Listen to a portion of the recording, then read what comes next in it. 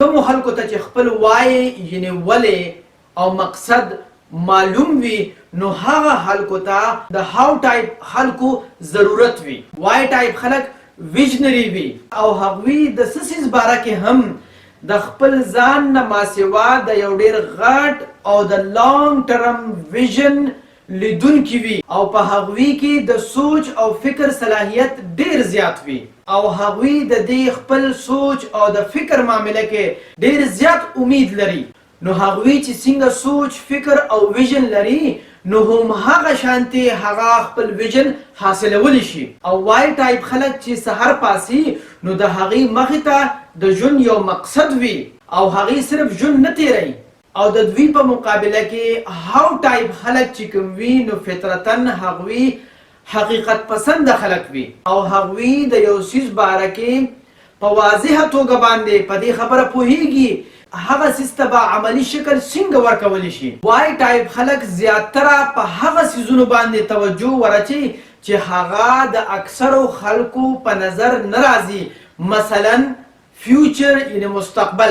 هاو ټایپ خلک په هغه سیزونو باندې توجه ورچي چې هغه د عامو خلکو په نظر راځي او هغې باندې د عمل کولو دپاره یو ډانچه او نظام جوړوي چې هغه خپل منزل ته ورسوي.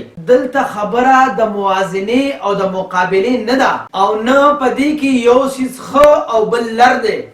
د خپل عقل په بنیاد باندې د مختلف زاویونه دنیا ته ګوري. د مثال په توګه باندې رایټ برادران، ډاکټر کینګ او سټیو جاب وای ټایپ خلک وو او په دوی کې یو کس هم ځان له په ځان له خپل ویژن برابر نه کړی شو او نه کولی شي. او دوی هاو ټایپ خلک د خپل ځان نه او د ویژن نه متاثره کړل او په هغوی باندې د خپل ویژن د پوره کولو لپاره یو انفراسترکچر او نظام جوړ کړ. د دې پورتني مثال په بنیاد باندې د یو کامیاب ویژن پوره کولو لپاره وای ټایپ خلکو ته د هاو ټایپ خلکو ضرورت وي د دې لپاره د خپل ویژن نه متاثره کی او هغوی د خپل ویژن مطابق عمل کولو لپاره تیار کی. د مثال په توګه باندې د بیل ګیټس دا ویژن وو چې په پوره دنیا کې په هر یو میز باندې دی یو کمپیوټر پروت وي او د هغه ملګري پال ایلن د بیل ګیټس ویژن پوره کولو لپاره کمپنی جوړه کړه او دغه شانتي سټیو جاب په معاشره کې د جمود یعنی د سټیټس کو ختمولو ویژن جوړ کړ او په دې کې هغه کامیاب شو.